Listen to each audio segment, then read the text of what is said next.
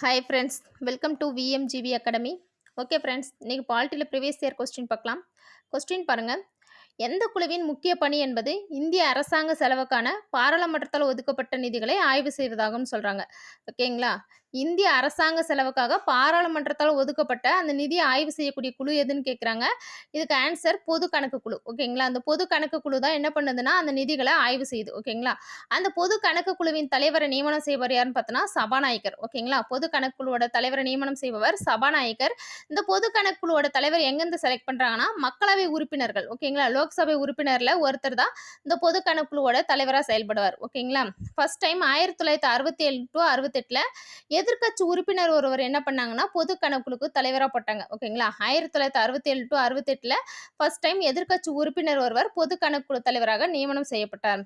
Okay friends, பிடிச்சிருந்தா like பண்ணுங்க, share பண்ணுங்க, கமெண்ட்ஸ் பண்ணுங்க ஃப்ரெண்ட்ஸ். தேங்க்யூ.